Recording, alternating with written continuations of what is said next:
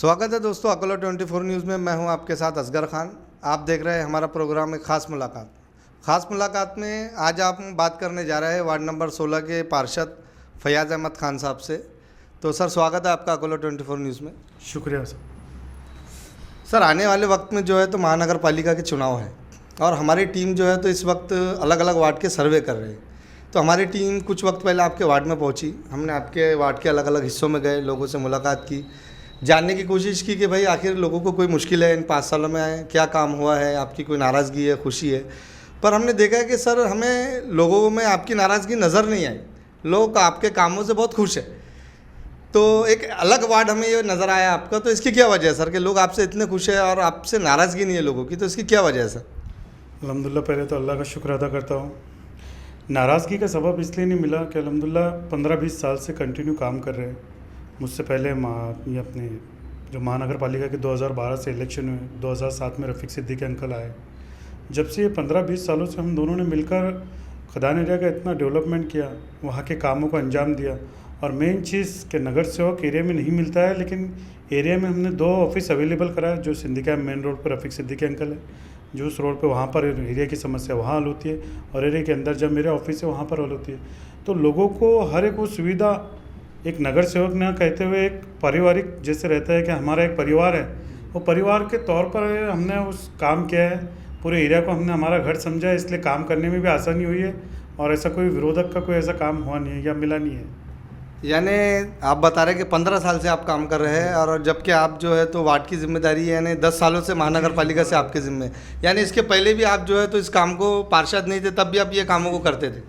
बचपन से ही हम देख रहे हैं कि रफ़ीक सिद्दीकी अंकल जो कामों को 2007 से कर रहे हैं, वो स्टैंडिंग चेयरमैन भी रहे, वो उपमहापौर भी रहे। तो उनके साथ में मिलकर पहले से ये कामों को देखा कि लोगों के कामों को किस तरह हल किया जाता है, किस तरह समस्या हल की जाती है। फिर 2012 में ऐसा मौका मिला, फिर 2012 में अल्हम्दुलिल्लाह चुनकर आए। फिर रफ़ीक सिद्दीकी अंकल के साथ में मिलकर हमने उस कामों को अंजाम दिया। फिर उसके बाद 2017 में बैड लगली, सारे नगर सेवक जो साथ के थे वो गिर गए, फिर मैं अकेला रहा। फिर भी अल्लाह ने इतना साथ दिया कि ये अकेला होने के बावजूद भी पूरे एरिया को संभाला, पूरे एरिया के इसमें डेवलपमेंट के काम किए, चाहे वो रोड के काम हो, नाली के काम हो, चाहे अदर समस्या हो। मेन चीज़ एरिया की समस्या तो है ही, लेकिन समस्या हल करने के अलावा जो मेन मुद्दे रहते हैं वो हॉस्पिटल के, कोर्ट कचहरी, हॉस्पिटल, बाहर एजुकेशन सिस्टम को किस तरह ऊपर लाना, मेन चीज़ है। इस पर ही हमने फोकस किया और अल्हम्दुलिल्लाह रिजल्ट आपके सामने है। जी वार्ड में जो आपके काम हुआ है, सड़कें बनी हुई है, LED लाइट है, नालियों की सफाई है, तो एक बड़ी निधि इसके लिए लगी है सर। तो निधि आपने इन 5 सालों में कितनी दिलाई अपने वार्ड को सर? तकरीबन पहले तो भाजपा की सरकार होने की वजह से निधि में बहुत ज़्यादा दिक्कत गई, लेकिन किसी न किसी के तौर पर ऐसा कहा जाएगा कि हमने तकरीबन प्रभाग में 1 करोड़ के आसपास की निधि खर्च की है इन 5 सालों में। तो यानी 1 करोड़ की एक जो निधि आपने लिए, तो और क्या क्या मुश्किलों का सामना करना पड़ा आपको महानगर पालिका में? बहुत ज़्यादा मुश्किलों का सामना करना पड़ा, क्योंकि वन साइड भाजपा की सत्ता रही है, 49 नगर सेवक रहे उनके, 50 के आसपास हम 30 नगर सेवक थे। किसी न किसी तरीके से यहाँ से निधि वहाँ से निधि ऐसे अवेलेबल करके, जो गवर्नमेंट से निधि मिलती है वो अवेलेबल करके एरिया का डेवलपमेंट किया गया। पिछला जो वक्त गुजरा है 5 सालों का ये था, उससे 5 साल के पहले और आपके पास जिम्मेदारी, तो ये 10 सालों में आपने अपने वार्ड में क्या क्या काम किया? इस 5 सालों में ये टोटल ये 10 सालों में जो काम किया है, सबसे पहले तो मैं 5 साल का ब्यौरा दूंगा आपके सामने कि 5 सालों में हर वो गली में LED का नियोजन किया गया, हर वो गली में LED पहुंचाई गई रोशनी के लिए, जो गली में आज तक लाइट भी नहीं पहुंच पाया था किसी न किसी वजह से। तो आज वहाँ पर LED का नियोजन किया गया। एरिया में जहाँ पर पानी की पाइपलाइन नहीं की गई थी अमृत योजना के थ्रू, वहाँ पर वो पाइपलाइन भिजवाई गई, वहाँ पर वो लाइन डाली गई। और इंशाल्लाह जहाँ रोड नहीं थे, जहाँ कोई डिफ़िकल्टी, वैसे तो अल्हम्दुलिल्लाह खदान एरिया पे टोटल काम हुए भी थे, क्योंकि हम 10-15 सालों से मैं फिर कह रहा हूँ कि रफ़ीक सिद्दीकी अंकल हमने मिलकर वो कामों को अंजाम दिया है कि कुछ ही काम बाकी रह गए थे जो ये 5 सालों में अल्हम्दुलिल्लाह हमने पूरे किए। महानगर पालिका से जो शिक्षा को लेकर जो योजनाएं आती है, तो आपने उस योजनाओं पे क्या काम किया आपके वार्ड में? 5 सालों में अगर देखा जाए तो सेंट्रल और स्टेट की तरफ से बच्चों को गणवेश दिया जाता है, मगर वहाँ से एक ही गणवेश के अवेलेबल होती है। मैंने महानगर पालिका से रिक्वेस्ट किया, वो टाइम में बाल टाले सभापति थे, मैंने वो चीज़ में प्रस्ताव रखा और वो प्रस्ताव रखकर जो स्टेट और सेंट्रल की तरफ से हमारे को एक गणवेश मिलता है बच्चों के लिए, वो महानगर पालिका की तरफ से भी अवेलेबल किया जाए।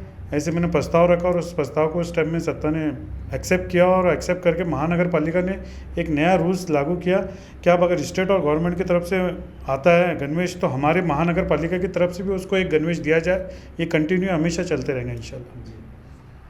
सर आने वाले वक्त में चुनाव है जो कि, तो अगर उम्मीद करें कि आपकी पार्टी की सरकार बने तो आपके पास में कुछ क्या प्लानिंग है कि आप क्या क्या काम करेंगे? आप पार्टी और आपकी कुछ ऐसी प्लानिंग है कि आप क्या काम करेंगे? आने वाले दौर में अगर हमारी आघाड़ी की सरकार या हमारी सत्ता आती है तो सबसे पहले तो हमने जो बेकायदेशी से जो टैक्स को बढ़ाया गया है वो टैक्स कम किया जाएगा। सबसे पहले ये टारगेट रहेगा। दूसरा टारगेट ये रहेगा कि जो जो एरिया में जो स्लम बस्ती में जहाँ पर मेन चीज़ खदान पर जहाँ पर हम घरकुल के थ्रू वहाँ पर घर दे सके, वो सुविधा को उपलब्ध करा सके। हर एरिया में घरकुल की सुविधा दी जाएगी हमारी सत्ता आने के बाद में। ये 2 मुद्दे हमारे लिए सबसे मेन रहेंगे। ये पिछले 5 सालों में सर एक कोरोना काल का वक्त आया था, बहुत मुश्किल वक्त रहा था वो।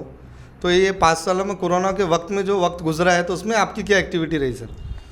यही रही है कि जो एरिया में कोरोना काल आया है, पूरे शहर में, पूरे इंडिया में, पूरे दुनिया में जब ये कार्यकाल आया, जो ये दौर आया है, वो दौर से निपटने के लिए अल्हम्दुलिल्लाह जब भी हमने एरिया में हमारी कोशिश की है कि किट बना के लोगों तक के पहुँचे, जिसकी जो समस्या थी वो हल करने की कोशिश की है।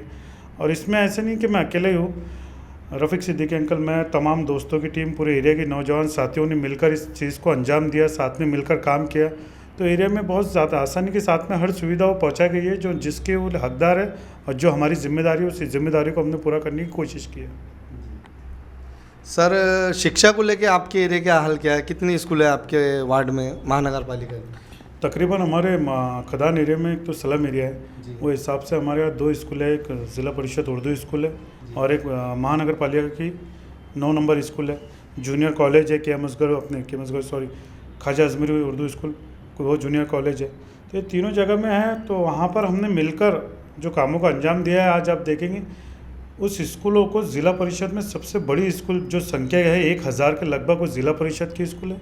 और महानगर पालिका में अगर कोई स्कूल बड़ी है वो 9 नंबर स्कूल है, वहाँ पे 500 बच्चों की संख्या है।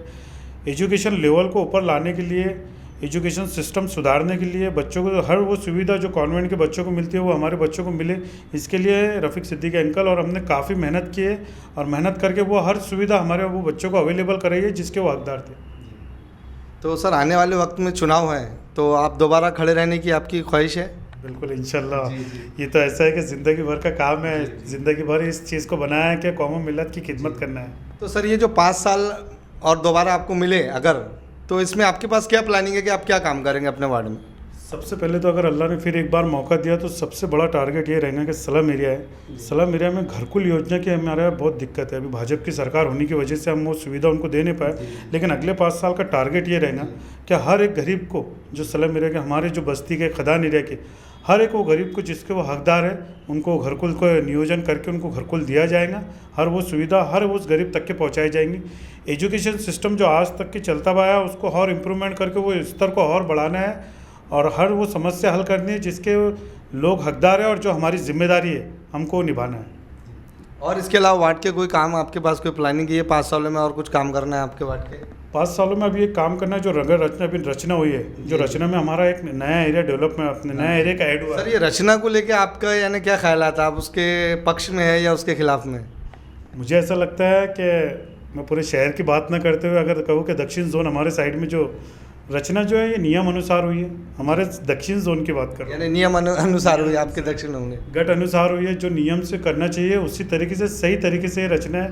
तो मेरे तरफ से मैं प्रशासन का समर्थक हूँ कि प्रशासन ने जो किया है वो सही किया है। दक्षिण जोन में पूरे शहर की बात नहीं कर रहा हूँ क्योंकि अदर्स मेरे को एरिया पता नहीं है मुझे, तो एरिया के मैं बता नहीं सकता कैसे हो, लेकिन मेरे प्रभाग की रचना सही तरीके से की गई। जो मूलभूत सुविधा उनको मिलना चाहिए उस प्रभाग वो रचना की गई है हमारी।